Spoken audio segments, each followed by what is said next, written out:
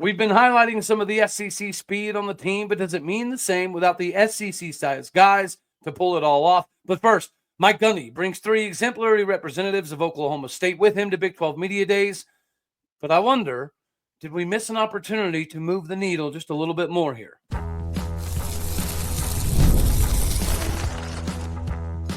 You are Locked On Oklahoma State, your daily podcast on the Oklahoma State Cowboys, part of the Locked On Podcast Network, your team every day. Howdy, y'all, and hello, all. Welcome back to Locked On Oklahoma State, your top stop for all things Cowboy and Cowgirl related.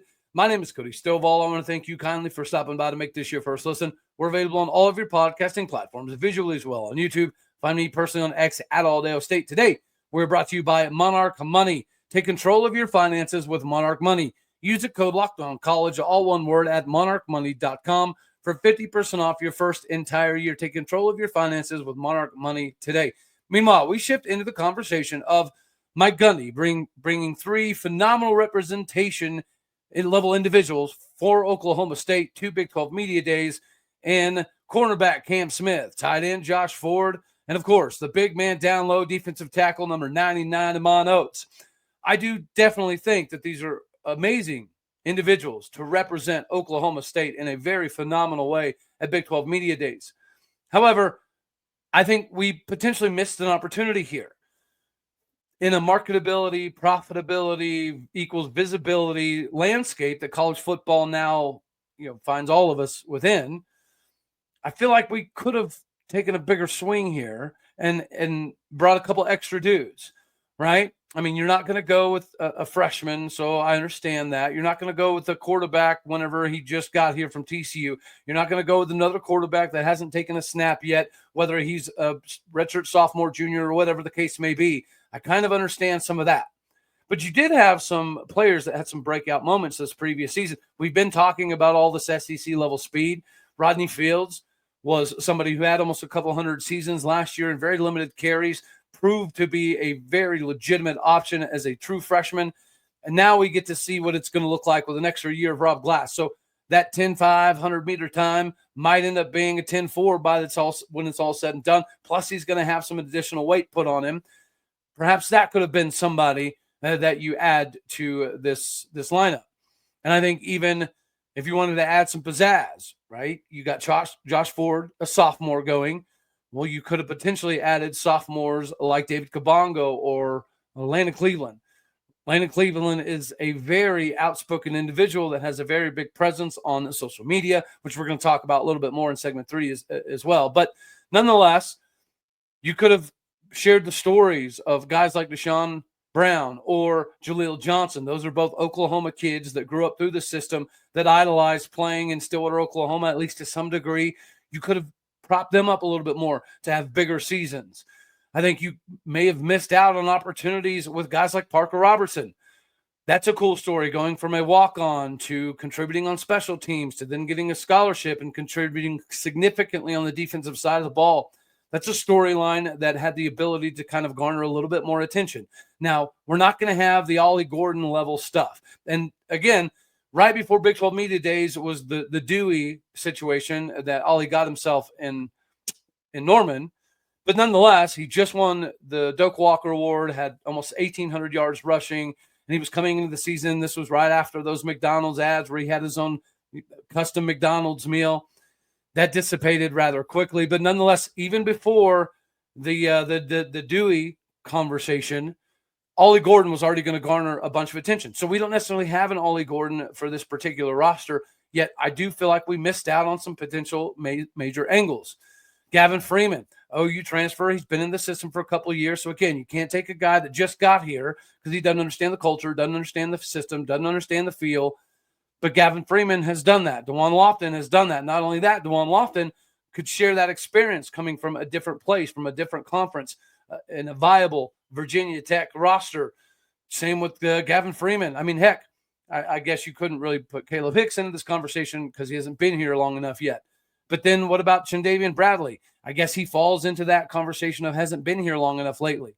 But then again, times are changing and you have to adapt. You have to mold things to be able to overcome obstacles. And one of the things that we have done recently is we've allowed first-year players to have some communications to some degree with the media. I think that is a big first step. We need to continuously grow this fan base, and every opportunity to do so, I think we should capitalize on. So with that being said, I think Iman Oates and Cam Smith and Josh Ford are going to say remarkable things, but I don't think that they're going to have exactly a media frenzy surrounding them like some of these other potential athletes could have had. Because the Chandavian Bradley story, like how cool would that have been to bring somebody that was a former 5-star consensus All-American individual, goes to Tennessee, not big enough for Tennessee, so they tried to get him to play tight end. He doesn't want to play tight end. He wants to keep playing defense, so he goes to Hutchinson Community College and does what? He wins a national championship just to take that to Oklahoma State now at 235 pounds. Those are some of the storylines that could potentially have given us a little bit of a bigger platform, in my personal opinion. Other than that, we're going to be relying on Mike Gundy to have another very clippable moment. Right, last year, the media frenzy was all around Ollie Gordon, and then Mike Gundy kind of stole the show with the 1,000 beers and going down dirt roads and things of that nature, 1,000 times or whatever, that comment, right? So we had, whether it's viewed as positive or not, you were in the media eye for a ton after the season, through Ollie Gordon's Doak Walker run, after the Doak Walker Award, after the McDonald's deal. And then, unfortunately, the downside was after all the Dewey stuff and driving through Norman, Oklahoma, potentially, possibly inebriated. And then at Big 12 Media Days, Mike Gundy took that and he produced another soundbite, another clip-worthy moment that whether you like him, love him, hate him, this was a beautiful moment for Oklahoma State. And I actually appreciated the fact that he was having Ollie Gordon's back, right? This is one of those angles that when people come after Mike Gundy, I don't think that's an angle you can come after him for, because I think he was doing the right thing and sticking up for Ollie Gordon. But nonetheless, again, this is a capitalization moment, and I think that they definitely did their due diligence. And there's always a potential, right? You could have Todd Grantham maybe come get his Ed Orgeron on and say something pretty wild and crazy about SEC country. I guess that would move the needle. You could bring Doug Meacham, and he could talk about the emergence of what Haas Haney could potentially look like at Oklahoma State because of what he was able to do at TCU. That might still be what we're looking at here. But nonetheless, I'm happy that these three representatives get to go to Arlington to represent Oklahoma State. I just feel like when you're trying to grow your fan base even more, when you're trying to get more national media exposure, when you're trying to get more national recognition and or respect, you got to take a couple swings here. You got to take a couple guys that you already know are really good with the media that are bound to say some pretty wild things to kind of up the ante a little bit, right? Because whenever you take these individuals that you are taking, there's nothing wrong with it. They deserved it. They've earned it. It's phenomenal they get to go be there. I just don't necessarily see any of them raising the bar and talking about how X, Y, or Z shouldn't happen, or we're going to win the Big 12 because of this or that, or just, I don't know. You let me know down in the comment section for all you fine folks out there on YouTube. Are you happy with the three? Because it's not a numerical thing. Look, Arizona's bringing 6 dudes. Arizona State's bringing 5, 6 dudes. Baylor's bringing 5, 6 dudes.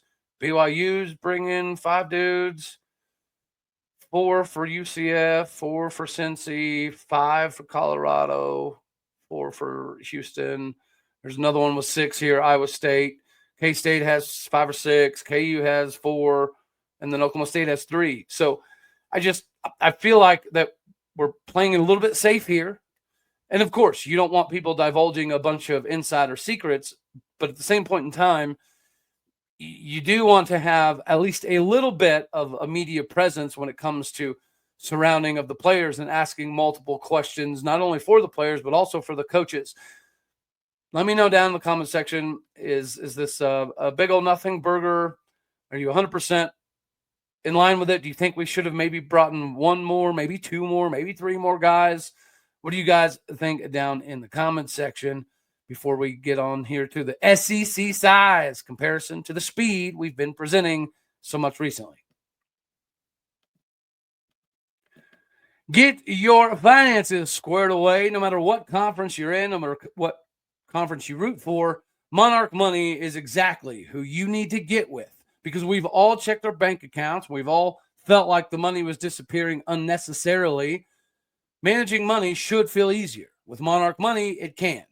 Whether you're growing your savings or planning a really big purchase, Monarch puts you in the driver's seat to have the most success. It's like having your own personal CFO riding shotgun with you, giving you the full visibility and control over all of your finances. Monarch Money is more than just a budgeting app. It's a complete financial command center where you can track all of your accounts, investments, and spending all in one place. So in addition to managing money, you'll now be able to start building more wealth.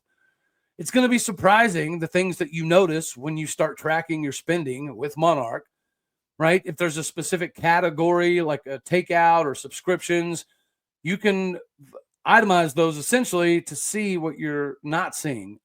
You can find what is the most unexpected. One financial goal that you've been meaning to get serious about, you can implant it into Monarch Money and they can help you get to those goals. If you've ever even wished that all your accounts and spending were all in one place, that could also be achieved with Monarch Money. So take control of your finances with Monarch Money today. Use the code LOCKEDONCollege, all one word, at monarchmoney.com for 50% off your first entire year. That is monarchmoney.com. Use that code LOCKEDONCollege, all one word, for half off your first entire year. This is your opportunity for financial freedom. Do not miss out. Go to Monarch Money today. Now we get to go back to this SEC Big Ten style of conversation. And, of course, we've been going through AthleticNet and Milestat and looking at some of the best Oklahoma State times in history. And we haven't obviously dove into every player on the roster and whether they're, of this ilk or not. But when you have guys that run the 10-5s, 10-4s, 10-3s, 10-7s, 10-8s, all up and down your roster, that is going to give you an opportunity to run up and down the field with some of the best in the country when it comes to speed. I think Oregon has been known for their speed for a long time, not just because of their track and field program, but just in general. They've been able to operate even before they were massively successful based off of speed, based off of angles, based off of misdirection, based off of numerical advantages. Over the years, they've been able to bulk up their team. And we've heard Mike Gundy talk about this within the last 5 or 6 years, how for most of his career, the first 15 years of his career, you could count how many 300-pounders we had on a few fingers, definitely on one hand. So this has kind of been an emergence of Oklahoma State getting these bigger dudes the last handful of years. So I wanted to dive into some of these rosters and count up all of the 300-plus pounders and to Oklahoma State to see where we stack up, because we might have some SEC-level speed. We might even have a lot of SEC transfers now on the roster, but the size component has always been a factor, and it's always been a limiting factor for Oklahoma State. So this is what I uncovered when I went through Oklahoma State's roster. We ended up having 20 300-pounders. You have all of the dudes from the spring that are still on the roster, plus you have Bob Schick coming in. You have Markel Samuel coming in. You have Jalen Beckley coming in. That puts Oklahoma State at the 20 range. Then I looked across the other rosters in the SEC, Big Ten, and beyond. University of Texas. Nobody is ever going to doubt their size comparison to most everybody else in the SEC. They have 22 dudes over 300 pounds. So does Georgia, same number, 22. I looked at OU. OU has 23, so they've made a concerted effort to bulk up a little bit more here recently, which is going to be great for them. LSU has 21 dudes over 300 pounds. Arkansas, who we just played this previous season, and naturally we have a lot of battles in recruiting with, they have 18 300-plus pounders right now. Oregon also has 18 300-pounders currently on the rosters that are available online for their respective schools. Arizona State had 18 300-pounders last year. This year they have 19. Michigan has 19. Kansas State, 17. TCU has 22. Iowa State, 21. Colorado, 17. Michigan State, 16. UCLA, 16. Boise State, 16. Nebraska, 18. Georgia Tech, 14. And then just to kind of keep those comparisons in line, Northwestern has 7. I know Georgia Tech fans have tried to ruffle some Cowboy feathers today, so I wanted to do that research as well. And they're closer to Northwestern than they are to Oklahoma State, which is okay. There's no shame in that. There's no shame in being a Northwestern-style ball club. But even Boise State is in that 19, 18, 20, 21-ish range when it comes to big body beasts that are able to do some pretty miraculous things down low. And, of course, just having a bunch of big dudes doesn't mean you're automatically going to be as successful as the SEC. It's 100% accurate. However, the argument has always been, and this is why Mike Gundy's always brought up the weight distribution as a component in the recruiting and the guys that fill your roster, is because it's a lot easier to take somebody who's 350 pounds, get them down to 330, and have them more technically sound and much more maneuverable, as opposed to getting somebody who's 270 and getting them up to 300, right? You're talking about multiple years in the weight training program, in the nutrition program, to get somebody from 270, 275 to 300, as opposed to if you get somebody that's 315, maybe you want to cut them down to 310, 305, make them quicker. If you have a tackle that's 350, maybe you want to get them down to 330 to have them with that first step kick a little bit more aggressive, a little bit quicker, a little bit more violent. There's a lot of things you can do with a plus size guy. And this has always been the biggest component in regards to the SEC's success, is because when you look up and down their offensive and defensive lines, it was 20 dudes that were 6'5", 6'4", 6'6", 305, 310, 335 pounds. That was the biggest difficulty for every team that was playing the SEC. And I think even OU saw it when they were in the Big 12. Did they have 300-pounders? Well, absolutely, because they could recruit that away. But did they have as many as the SEC and the Big 10? No, they didn't, which is why they likely ran into some of those roadblocks whenever they would get to the national championship or they'd get to the Final Four conversation. It's because of this disparity between the size advantages. So if you have the speed, that's great. But if you don't have the size to let the speed get through the hole, or have the size to keep the quarterback upright long enough to find the guys with the speed, then it's kind of a moot point. Unless you go back to like 2011, and this is where we're having this conversation. I firmly feel like Doug Meacham is going to take some of the 2011 Oklahoma State offense, some of the 2013, 2014 Trayvon Boykin TCU offense, and then mixed in with the things he's learned since then to make this particular Oklahoma State offense coming up. Naturally, the offensive line was a big question mark after this previous season and all the 54, 55 PFF grades. We absolutely had to advance in that department. And I feel as though we did do that because we've got multiple guys that have started multiple years at other Division I, Power 4 universities that now take that leadership and that understanding of what other locker rooms look like, what other weight training and conditioning programs look like in comparison to Oklahoma State. That's going to be great for some of the younger guys. Because if you don't have it, then you've got to resort to kind of gimmicky offensive game plans. So you have to have the ability to run a zone blocking scheme to take advantage of the speed that we have at quarterback.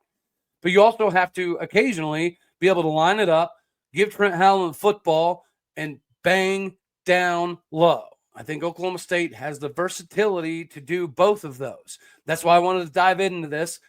Does size equal success? No, it does not.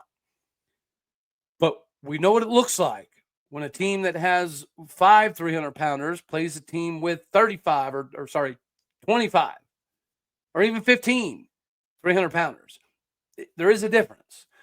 And if it's not just on the football field, let's say you had 5 offensive linemen, all well plus of 300 pounds. And maybe you have a few on the defensive side of the ball. That doesn't mean that they're going to be prepared, because that doesn't give them the opportunity to go up against guys of equal size, strength, and skill in practice. The scout team's surely not going to have an overabundance of 300-pound dudes if you're barely kind of hitting that threshold. We don't have to worry about that anymore, and thankfully we haven't had to worry about that really for the last few seasons. We're used to producing in the run game. We've got speed in Rodney Fields. We've got speed in Caleb Hicks. We've got speed in Sesi Vailahi. We've got power with some speed to some degree, for sure. And Trent Howland, I think you can look back to a Chris Carson level situation for him. But none of it matters if you can't get past the line of scrimmage, which we saw last year with Ollie Gordon getting hit in the backfield almost 52% of the time. We've got the speed this year that we didn't have last year collectively all across the board. And the size component, it's there. Now you factor in the 3 offensive line coaches so we can teach technique from tackle on the left side, tackle on the right side. The guards have their own strategic individual training, and the centers have their own strategic individual training. I think when you combine that size, that skill, that speed, and that ability on the coaching staff, I think this does set us up to have something similar to what you see in some of the SEC and Big Ten programs. You got to have the size to unlock all of the speed unless you're running gadget stuff. And we had to do that in 2010, 2011. We had to run a decent amount of gadget stuff because, well, I don't know if we had any 300-pounders. If we did, we maybe only had a few. So we've seen it. Now we've seen the development within the recruiting, within the strength and development training program. It's going to be a lot easier knowing that we have these dudes at our disposal as opposed to having to run gimmicky stuff to make it a track meet 24/7 just to make their guys tired. We have enough track speed to do that, but we also have enough size to make it difficult for any proposition being made about moving the ball down the field and or getting into the backfield easily.